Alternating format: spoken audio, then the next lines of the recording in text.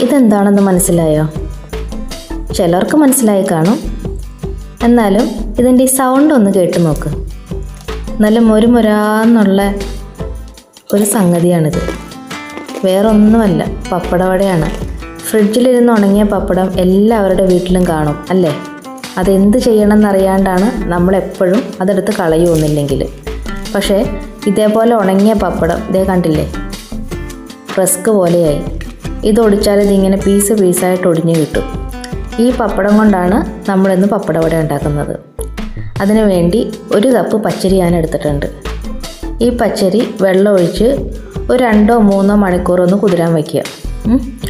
അതിനുശേഷം ഈ പച്ചരി നമുക്ക് മിക്സിയുടെ ചെറിയ ജാറിൽ അരയ്ക്കാനെടുക്കാം.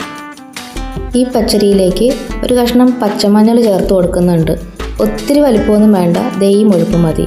പിന്നെ ഒരു നുള്ളു ഉപ്പ്. പപ്പടത്തിന് ഉപ്പുണ്ട്, ആ ഉപ്പ് നോക്കിയിട്ട് വേണം ഉപ്പ് ചേർത്ത് കൊടുക്കാൻ. അത് നല്ല ക്രീം പരുവത്തിലാണ് അരച്ചെടുത്തത്. ഇനി ഇതിനകത്തേക്ക് ഒരല്പം നല്ല ജീരകം, എള്ള് ഇതെല്ലാം ചേർത്തൊന്ന് മിക്സ് ചെയ്ത് കൊടുക്കാം.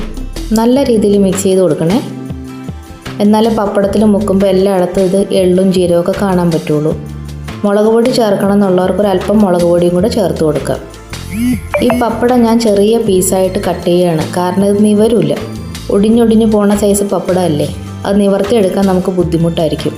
എന്നിട്ട് ഞാനിത് സെപ്പറേറ്റ് ഓരോരോ പപ്പടമാക്കി പൊടിയെല്ലാം തട്ടിക്കളഞ്ഞ് അതിനെ വീണ്ടും ചെറിയ കഷ്ണമായിട്ട് ഇതേപോലെ മുറിച്ചെടുത്തിട്ടുണ്ട്. ഇനി ഈ കഷ്ണം പപ്പടങ്ങളാണ് നമ്മൾ മാവിൽ മുക്കി എണ്ണയിലിട്ട് വറുക്കാൻ പോകുന്നത്. ഒരു ചീനച്ചട്ടി അടുപ്പത്ത് വെച്ചിട്ടുണ്ട്. അതിനകത്തേക്ക് ആവശ്യത്തിന് എണ്ണ ഒഴിച്ചു കൊടുക്കുക. എണ്ണ ചൂടായെന്ന് നോക്കാം. നല്ല ചൂടോടുകൂടി വേണം കേട്ടോ. എണ്ണ നന്നായിട്ട് ചൂടായെങ്കിൽ മാത്രമേ നന്നായിട്ട് പൊരിച്ചെടുക്കാൻ പറ്റുള്ളൂ. ഇതേപോലെ ഒന്ന് ഡിപ്പ് ചെയ്തെടുത്തിട്ട് നേരെ എണ്ണയിലേക്ക് ഇട്ട് കൊടുക്കാം. കണ്ട, നന്നായിട്ട് പറ്റിയിട്ടുണ്ട് പപ്പടത്തിൽ.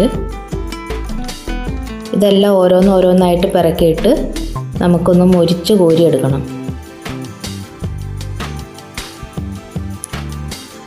ഒരു സൈഡ് മൂത്ത് കഴിയുമ്പോൾ തിരിച്ചിട്ട് കൊടുക്കാം. അധികം മൂപ്പാവണതിന് മുമ്പ് തന്നെ നമ്മളിങ്ങനെ വേർപെടുത്തി എടുക്കാനുള്ളതൊക്കെ നേരത്തെ തന്നെ വേർപെടുത്തി കൊടുക്കണം കേട്ടോ. എണ്ണയിലിട്ട് ഒരു കുറച്ച് സമയം കഴിയുമ്പോൾ തന്നെ വേർപെടുത്തിയാൽ അത് വിട്ട് പോരുള്ളൂ. അല്ലെങ്കിൽ ഇങ്ങനെ ഒട്ടിപ്പിടിച്ചിരിക്കും. ദേ നല്ല മൊരിഞ്ഞ് വന്നിട്ടുണ്ട്.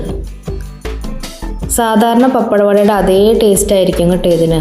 ഉണങ്ങിപ്പോയെന്ന് കരുതിയിട്ട് ടേസ്റ്റിന് യാതൊരു വ്യത്യാസമൊന്നും ഉണ്ടാകാൻ പോണില്ല. ഞാൻ ആ പപ്പടം മുഴുവനും ഇതേപോലെ പപ്പടവടയായിട്ട് കുട്ടി പപ്പടവടയായിട്ട് പൊരിച്ചെടുത്തിട്ടുണ്ട്. എല്ലാവർക്കും ഇഷ്ടമായിട്ടുണ്ടെങ്കിൽ വീട്ടിൽ ഉണങ്ങിയ പപ്പടം ഫ്രിഡ്ജിലിരിപ്പുണ്ടെങ്കിൽ ഒരു പീസ് പോലും കളയാണ്ട് നിമിഷ നേരം കൊണ്ട് നമുക്ക് ഇതേപോലെ ഉണ്ടാക്കിയെടുക്കാം. എല്ലാവരും ഒന്ന് ട്രൈ ചെയ്ത് നോക്കണേ. ഇഷ്ടപ്പെട്ടാൽ ഒന്ന് കമൻ്റ് ഇട്ടേക്കണേ.